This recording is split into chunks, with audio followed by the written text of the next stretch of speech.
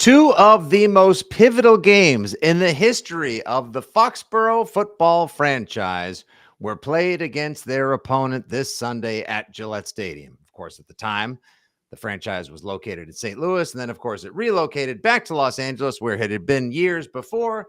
Never mind, be that as it may, Rams versus Patriots has some true history to it. The Patriots are 9-6 all time against the Ramalama Jammas, and they're looking to kick it up to a 10 spot on Sunday.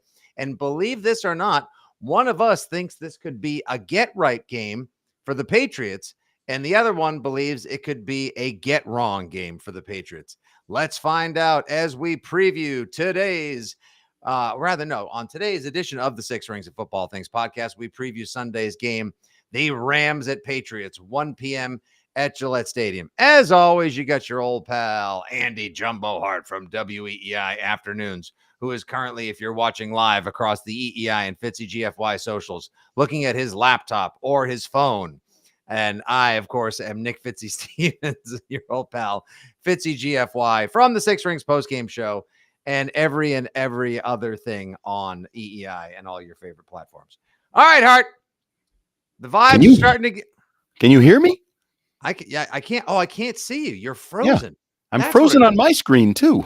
What the hell happened? I was like, wow, look at this guy. What a dink. He's just sitting there staring at his phone. Nope. I'm not moving. I mean, I'm moving in real life, but on my screen, I'm not moving. Oh, no. Well, I mean, I paid the bill for the plan, so obviously the streaming platform is working. But all right, everybody, if you're listening to the podcast, thank you once again for tuning in, however you choose to subscribe, whether it's the Odyssey app, Spotify, Apple Pods, or whatever else. If you're watching live on the WEEI and Fitzy GFY socials as we record late Thursday morning on November 13th, Andy Hart's face is frozen. He is staring down, which is exactly how he feels about the Patriots, but I don't. And now let us now understand. Look at this. The comments are already coming in. Is Andy cosplaying as John Cena today? Jeff Stenberg, a favorite agitator of the heart. Not seeing Andy is an improvement on the podcast. Go double F yourself, Jeff. All right. This is so surreal. Okay. I mean, we're not going to restart. So here we are. Should I get naked? No, please. God, why? No. I mean, put my you-know-whats on my drum set? Because we... if you don't do it, you want to do karate in the garage? All right, Andy. So the Patriots coming in off of a beatdown of the Chicago Bears last week, 19-3 at Soldier Field. It was a lopsided affair. The Patriots and their fans may be feeling pretty good about the way things are rolling right now. Lots of praise from head coach Gerard Mayo for Drake May, for Alex Van Pelt. Drake May loving him some Van Pelt. Everybody kind of kumbayaing their way through the week in Pats Nation.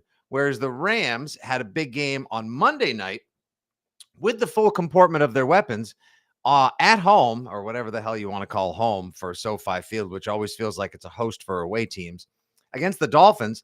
And they kind of got beat down 23-15 final. And it didn't even really feel like it was that close. The Rams never actually putting the ball in the end zone, just a pile of field goals against the Dolphins. So the Rams come in a little gimpy. The Rams come in licking their wounds. The Patriots are kind of feeling themselves a little bit.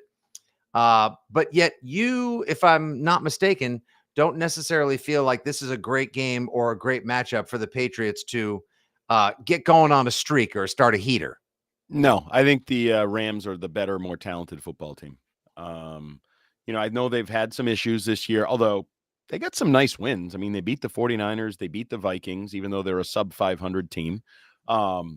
They're getting healthy at the receiver position. If I'm a Rams fan, there wasn't a lot to like in that Dolphins game, but seeing Puka Nacua and Cooper Kupp combined for like 15 catches or whatever is a step in the right direction. And their defensive front is really good and really young. They have the Fisk kid, and Jared Verse is probably the defensive rookie of the year in my mind. And love that Fisk. By the way, love the Fisk kid, the Braden Fisk out of Florida State. He was so impressive at the combine, man. I think both of them are going to be studs on that defensive front for a long time and work in conjunction with each other.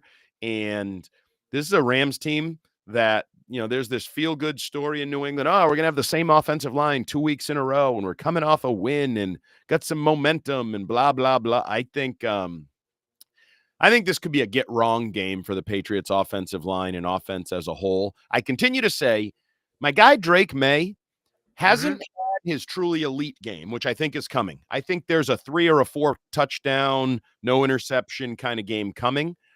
I don't think it's this game. And he hasn't really had his stinker game either. There's been plays within games that he'd like to have back. I worry that this could be his stinker game, in part due to that defensive front, that defensive line, his offensive line. I'm not sold you're going to score a lot of points on them, and a couple turnovers could sway this. So yeah, I'm a little concerned that this is a get right game for the Rams and a get wrong game for the Patriots. Okay, one of our viewers, Michael Jeffrey, just said one thing to keep an eye on is how enormous the coaching mismatch is in this game. Yep. Gerard Mayo kind of trying to grow into his own. Sean McVay, one of those names that everybody wants to pluck a branch or a leaf from on his particular coaching tree, see if they can bring it home, plant it in their garden, and sow and reap the benefits of his offensive wizardry. Of course, we all remember when he pledged fealty and admiration, Chris Farley style, to Bill Belichick before Super Bowl 53. Hey, man, I just really want to let you know you're awesome. I really admire you. Like all this stuff. Yeah, okay, we're going to beat you later on. Wait till you see what we got planned for you. And Belichick and the Patriots dominated 13-3 back in Super Bowl 53. However, now I agree they do have an excellent young defensive front, but their secondary can be had. Let's take a look at the defensive and offensive rankings coming into this game.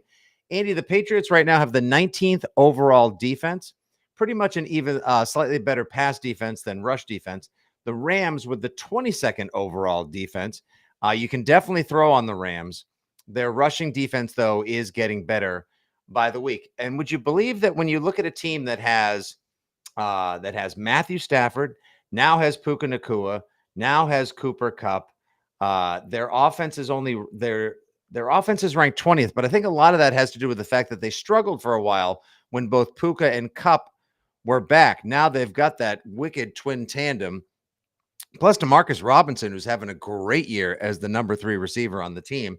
And you got little Tutu Atwell, which is like Tank Dell Light, the kind of player that usually gives the Patriots fits. I think this game is going to be a real test for and stress the secondary of the Patriots. In a word, bigly. Yeah, and we know that Christian Gonzalez is probably going to have a good game because he's pretty much had good games the entire time he's been in the National Football League. We know he'll get a lesson, probably learn something from Nacua or Kupp or both, whoever he's matched up against. Yeah, your early prediction for who matches up on who? I think you probably put Kupp with, Gonzalez on Kupp, and probably go John Jones with Nacua in that area. We'll see. Tough matchup. That's the reality of a lot of these teams that have multiple receivers. You got to figure it out. It'd be interesting to see what the safety position looks like behind that, because I think that's part of the story here. But yeah, no, this is going to be a challenge for the secondary. I think it's a challenge for pretty much everybody in a New England uniform in some ways. Kyren Williams is not having a great year, under 4 yards a carry, but he is, their every down back kind of guy. He always seems to find a way into the end zone, as most people know, especially if you're a fantasy football player. The run defense. So we got a little breaking news here today that Christian Barmore is returning to the practice field for the Patriots, which is massive. Now, as we record Thursday morning and stream live, do you think there is any chance that he actually sees a couple of snaps on? It would seem kind of quick, but yeah, I would say no. I would say no. Okay. But I think it's a feel good, and it's, moving forward. Certainly next week, I think he'll be in line, assuming everything goes as planned this week in practice and early next week in practice. I think he'll be in line. Yannick Ngakoue is finally in the building. He decided he would actually show up and play for the Patriots. So how do you like that? Wearing number 55. So that actually is not Josh Uche out there. That is Yannick Ngakoue. Perhaps will he have, what do you think for him? Maybe like, first game in 15 to 20 snaps, just sort of like those pin your ears back and get after him type of snaps? Yeah, I mean, I know they're talking him up as a 3-down player, and maybe he will end up being that, but I don't think you can ask him to do that right out the gate, certainly. So, yeah, I would say 10, 15 plays is probably the range for him. See if he can contribute getting after Matthew Stafford, which is obviously going to be important. Matthew Stafford is probably one of the more underrated quarterbacks of his generation, if we're being honest. Super Bowl winner is Right. somehow still underrated. Isn't that wild? Super Bowl winner, but beyond that, just watch him. Like, he can move around. He's sneaky athletic in the pocket, and then can literally, I know we say this way too often, can literally make every throw, has always been able to make every throw going back to Georgia. So if you can get a little something out of Ngakoue, and I mean, I think it's very unrealistic for the pass rush to expect they're going to kind of pick up where they left off a week ago when they had 9 sacks against that abysmal Bears offensive line and quarterback and coordinator and everything that went on there. What a mess. But you need to make Matthew Stafford uncomfortable. Keon White needs to be a part of this game plan. Dietrich Wise needs to be a part of this game plan. And maybe Yannick Ngakoue can chip in a little bit there. I don't really feel good about anything, if we're being honest. Where's all this coming from? I don't think the Patriots are playing as well as they think. Certainly not as well as you people think. I waited 11 minutes. I was going to say you waited all of 11 minutes today. Yep. But by the way, I'm the opposite of a rookie. You know how they say rookies are supposed to be seen and not heard? I'm heard and not seen today. I'm a veteran. I'm heard and not seen. Maybe this is how you're best consumed. Who knows? Or maybe I'm like Cartman when he played that character that I'm always hesitant to say his name, so I won't say his name. But probably shouldn't. You know, no one needs to get canceled this early. Now I'm over here. I'm over here picking the Rams. Yeah, I think this, you know, and the conditions on Sunday for anyone curious, if you're going to the game, I think the house will be pretty good because, you know, Pat's given up. They lost the game to the Titans, but you got the signature Drake May recruitment play, as you called it. Yep. At the end of regulation, then they lose in overtime. Then they go on the road. They beat the abysmal Bears. And now I think the vibes will be a little more positive. It's going to be sunny and 60. It's going to be a lovely day at the old Razor. I bet you'll actually have a decent tailgate, good vibes in-house. I think in a lot of ways, the Rams make for the next perfect litmus test for this team. Like you can definitely move the ball in the Rams. We'll see exactly what Alex Van Pelt and Drake May and everyone else involved in the collaborative offensive consortium have planned for the Rams defense. Now you'll probably have the Patriots offensive line starting the same 5 guys for the second week in a row. Holy smokes, the same 5 guys. It's a miracle. What a time to be alive. You could be getting reinforcements, like you say, on the Patriots defense, but holy smokes. The Rams, if healthy and Matt Stafford unharried, can definitely give any team in the NFL problems. I thought a few weeks ago the Rams were going to go on a run. Turns out I was wrong. It was actually the Arizona Cardinals that were going to get on an NFC West heater. Side note to the Cardinals, thank you for kicking the unholy crap out of the Jets last Sunday on a day that already had us all feeling good for the Patriots winning 19-3 in Chicago, making a mess of Caleb Williams and getting 9 sacks. That was the perfect dessert, chef's kiss style. The Jets are an absolute garbage fire at this point, and I love every second of it. Now back to our own particular garbage fire. Andy, are you at all concerned that there could be a little too much love coming from the local and national level for Drake May heading into a game against a defense that can be had? Like you said, he hasn't had his stinker game yet. Is there any thinking that maybe this could be that game? Absolutely. With that pass rush verse and those guys up front, they have a bunch of guys that can kind of get after it a little bit. This offensive line, you know, I think Gerard Mayo continues to build sort of false hope with that offensive line. They're your offensive line for now. That's all they are. And you can put the best 5 guys out there and they're still not very good. But I don't really have any fear of Drake May. Like I continue to say, if everybody else could do their job as well as Drake May, I think this would be a pretty good football team.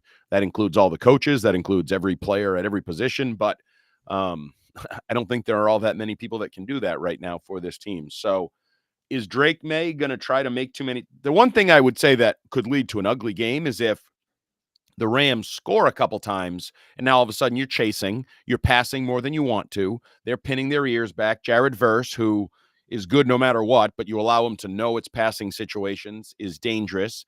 And, you know, maybe Drake May doesn't sneak out of there quite the Mm-hmm. successfully way, quite the success level he's done early in the year. Because I will say, if you go back and watch a lot of his runs, there's a lot of runs that he just kind of pulls his ankle out of a tackle, like an arm tackle, or like Mhm. just beats a guy out of the backfield and then picks up 10, 12 yards, whatever. Well, what if he gets tackled for a 1 yard loss 2 or 3 times instead of being able to do that with his legs? So, no, I don't really have a lot of worries about Drake May. I'm a maniac. I'm a homer. I'm whatever you want to call me. They have a quarterback. They have a cornerback. And other than that, I don't know. They have a lot to prove. And I also wonder how they handle success. I know Gerard Mayo talked about it this week. That's a turning the page. big one. That's a Like, big one. I want to see how they try to, because they keep talking about we haven't had a win streak and we've lost multiple games in a row. We haven't won multiple games in a row. And, you had a very willing victim in the Bears. I don't think the Rams are quite the willing victim, starting with the coach. Like we talked about earlier, that McVay, he's a good coach. He's a good young coach, and they have good young talent and they have veteran talent. And there's a lot of things to like about the Rams. I think people look at them. They played an ugly game last week. There's no avoiding that. And their record is sub 500. No avoiding that. But I think they're better than the Dolphins game, and I think they're better than their record.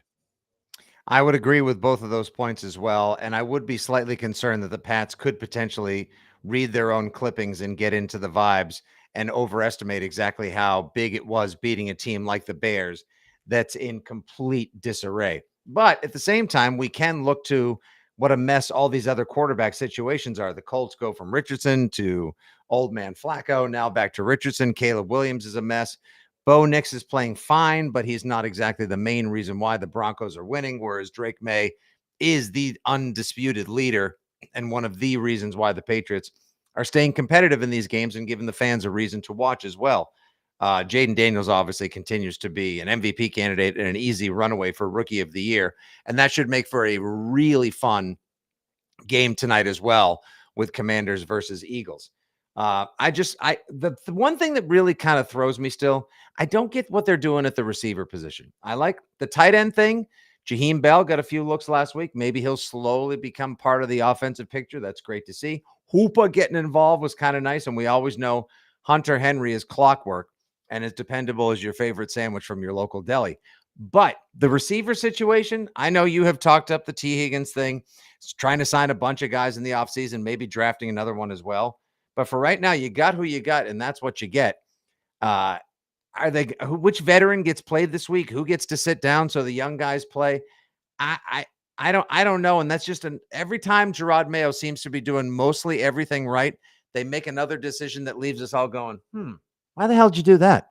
Yeah. And I didn't understand last week the benching, DNPing, whatever you want to call it, of Bourne to go with the young guys, but then the young guys includes a crap ton of reps for Osborne.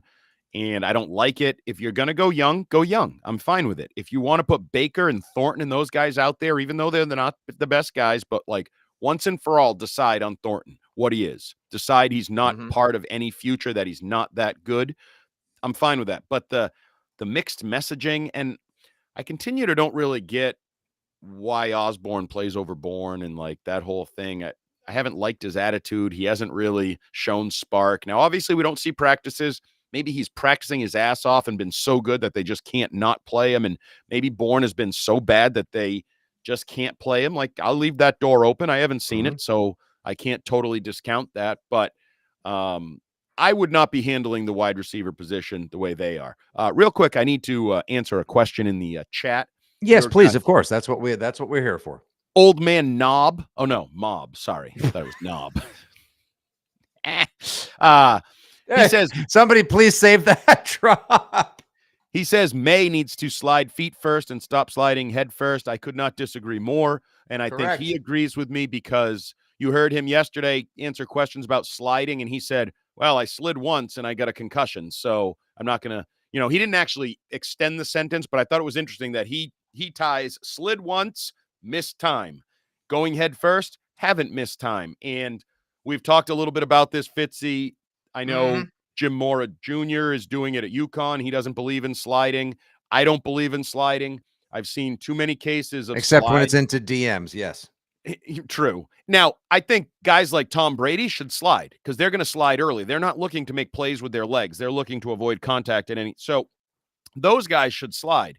But I think Josh Allen's and Drake Mays and whoever else, Lamar Jackson's, they're too good athletically to give up the yards, and they're too smart athletically to have to slide. You go head first. You control where your contact point is. You control where your head is. Right. And it just makes it safer, in my opinion. And I think Drake May has learned that and believes that as an athletic competitor. And I agree 100% with him. I don't want him sliding because I think he's going to slide late because he's going to compete. So when you slide late, you put yourself as you're a sitting duck. You're just those shots come and guys dive over the top. Sometimes you catch a forearm in the throat. Sometimes you catch a helmet in the helmet. I could not be more against quarterbacks who are athletic sliding. I hear you on all that. And please, audience, try not to misread when Andy said sometimes you catch a helmet in the helmet. It happens. And that's why we wear protective gear. Here's what it is, right? Who am I to question what people are doing? Who am I to question? Two good questions, Andy, before we get to our predictions and wrap this puppy up. Delusional Patriots fan wants to know, do you think that Gerard Mayo is more sympathetic to older NFL players? I'm not more sympathetic to old NFL players. Because he himself, an NFL veteran now who probably wishes he could still strap him up and get out there himself. Do you think like he's easier on the older guys because he himself played and knows what it's like to be getting up there, even though he only played for 8 years? It's an interesting question. I don't necessarily feel like I have a feel for that one way or the other. I never, you know me, I almost never lack in an opinion. I generally feel strongly about even little stuff. I don't really have an answer for this. I don't know. I would say, first of all, he didn't really have a lot of old players. Like he's got his Jonathan Joneses, and he's got his Dietrich Wises. He's got a really young team. He's got a lot of guys playing. They're in the middle of believe it or not, though, they're actually sort of in the middle of the pack in terms of age, NFL wise. No, I know, but I'm just talking about guys who play. Like, I don't know that I think of too many guys as old players. I guess Godchaw at this point, Kendrick Bourne at this point. I don't know. He hasn't helped Kendrick Bourne. He benched him. So I don't know. I don't know. I don't have a strong answer. And your known nemesis and arch rival in the commentary and chat box, Jeff Stenberg. Hey, are we expecting too much from the wide receivers? It took Edelman a couple years to learn behind Welker before he really started to develop. Maybe we should cut Butte, Polk, and Baker a break. Or maybe we should just cut them. Oh, just stay frozen there. You know what? Actually, here's what I'll do. I'll actually take you out for a second and see if that restarts your video. Nope. Okay, we tried. It's so funny because I have a little box to the left of my whole setup screen that says, "You're in the show. Everyone can see and hear you." You're full of crap. They can't. This is a wild time. I mean, yes, cut them some slack. Booty is evolving nicely before our eyes. Baker, no contributions. And at least Polk got into the end zone last week as well, which was good. I would love to see him string 2 positive weeks in a row. Now, that doesn't necessarily mean getting into the end zone. But how about this? If Jalen Polk doesn't drop a ball Sunday, maybe emerges with we get him ice cream after the game. 3 catches on 5 targets for 50 yards. That's a step in the right direction. I also think Pop Douglas is starting to string together a couple of good games in a row as well. He's developing nicely. Like I said, the tight end room is doing their job. It'd be nice to also see the run game continue. I don't want to see them regress back to 1.6 or 1.8 yards per carry and have to fight for everything upon first contact. These are some of the other little details that it'll be fun to watch on Sunday. I think it's going to be a 4-quarter game myself. Let's get to our predictions. Someone just asked in the chat, what is the spread on this week's game? Well, I will tell you, friends, and thanks for staying tuned this long to the latest and greatest 6 Rings in Football Things podcast. The Rams are a 5-point favorite, according to all of your favorite sports books. The over-under on the game, 44 total. Hart, what do you got for a prediction? So, I mean, people that were listening understand I kind of articulated various ways where I think this is a tough matchup. Other than being at home, I think pretty much everything else favors the Rams. I think it's a bigger divide than even Vegas would put it at. So I'm going to say Rams 30, Patriots 13. I think that defensive front gives the Patriots offensive line problems. I think that is the the leaping off point for the analysis of this game is Verse and Fisk and those guys. I think they're going to dominate the Patriots offensive line. I think Drake May's probably going to be running for his life, which is normal, but I think he's probably going to be running for his life in a comeback attempt, which is even harder. So I think there's probably going to be a strip sack, or there's going to be a deflected pick, maybe even a pick six. I don't think Drake May is going to be overly cheery when he joins the WEEI afternoon show next Monday, because I think it's going to be coming off sort of a lesson learned in life kind of game this week. Wow. Okay. So verse and chapter, the Rams come in and dominate the Patriots on Sunday would be your headline for Hart, making our way to the Six Rings postgame show on Sunday. Well, I said a couple weeks back that I was never picking the Patriots again this season, that I needed to learn my lesson, which is exactly why I'm going against my word and offering up a thriller of a game. The Rams do successfully move the ball. It's not as tough a day for Christian Gonzalez as it is the rest of the Patriots secondary, and we hope the safety position can get healthier sooner than later. Maybe we'll actually see Kyle Duggar for the first time in a month on Sunday as well. The Pats will get behind. They'll generate a little pressure on Sunday, and yes, there will be some pressure back in the face of Drake May. I'm ready for a signature Drake May game-winning drive.